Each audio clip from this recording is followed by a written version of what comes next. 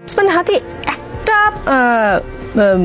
কি বলবো সংশয় বা একটা ধারণা আমি দেখতে পেলাম আজকে বিভিন্ন জনের সঙ্গে কথা বলে। দেশে মুক্তিযোদ্ধারা কথা বলতে গিয়ে হামলার শিকার হয়। ডিআরইউতে লতিফ সিদ্দিকীকে অবরুদ্ধ করার ঘটনায় এমন কথা বলার সুযোগ তৈরি করে দেওয়া হলো কিনা? এখন কথা হলো, এটা আপনি যদি নাও করেন, এটা যে কোনো না কোনো ভাবে বলা হবে।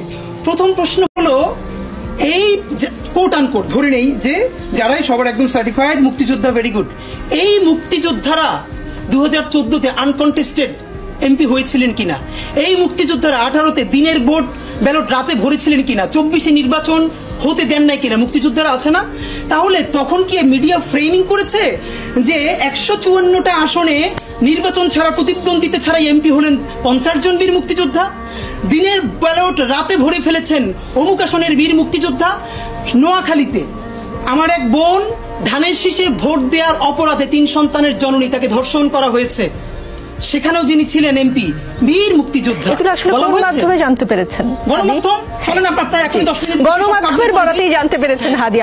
আপনি যদি বলেন যে গণমাধ্যম তখন এগুলো তুলে ধরেনি, সেটা আসলে গণমাধ্যমের জাস্টিফাইড। কিন্তু আমি যেটা বলতে চাই, মূলধারা গণমাধ্যম বলতে যেটা ক্লাসিফাই করা হচ্ছে, মনে রাখতে হবে এখন মেইন স্ট্রিম কথাটাই এর মেইন স্ট্রিম না।